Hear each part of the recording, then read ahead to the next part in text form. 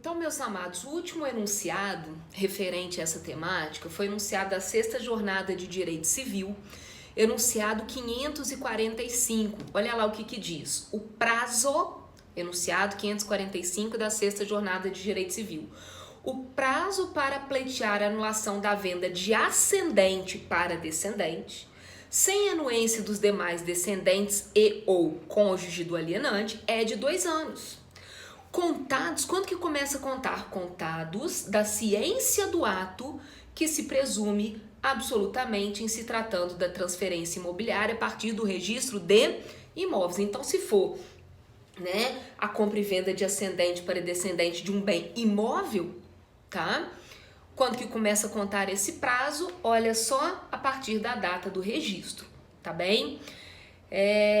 Tem até um outro enunciado da Jornada de Direito Civil, até mais antigo, que não era da sexta.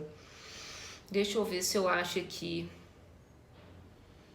Eu acho que era Quinta Jornada de Direito Civil. Bom, mas esse daí é o mais recente que tem, então não tem problema, tá? Mas que falava desse prazo decadencial de 2 anos, perfeito? Então, a súmula 494, a súmula, perdão, 500... Esqueci o número da súmula, é 400 ou 500, deixa eu voltar aqui. 494 do Supremo, ela não tem aplicabilidade, tá bom?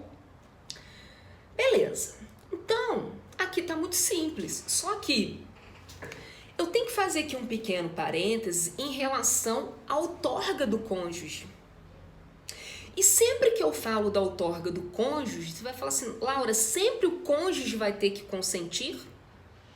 Vai depender do regime de bens que eles forem casados.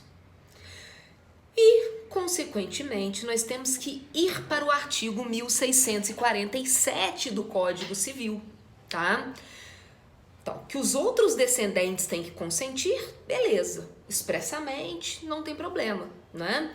Então, se for um pai vendendo para um filho, a esposa e o outro descendente vai ter que consentir expressamente. Se for um avô vendendo para o neto, a esposa do avô, se viva for, os filhos do avô, se vivos forem, vão ter que consentir expressamente. Ah, Laura, esses filhos todos morreram. O outro neto ou os outros netos terão que consentir expressamente. Então, o consentimento dos herdeiros não é problemático. É muito simples. O consentimento que gera uma confusão é em relação ao cônjuge. E aí eu te pergunto, o companheiro também vai ter que consentir?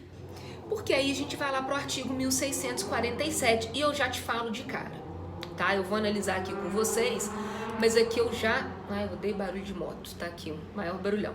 E aqui eu já falo para vocês de cara. A doutrina diverge muito se o artigo 1647, ele se estende, essa restrição se estende para a união estável. Eu entendo que se estende para a união estável. Contudo, todavia, entretanto, para fins de prova de concurso público, eles vêm entendendo que não, tá bom? Ele diz o seguinte, o 1647, e eu já tinha falado nos vídeos anteriores, né?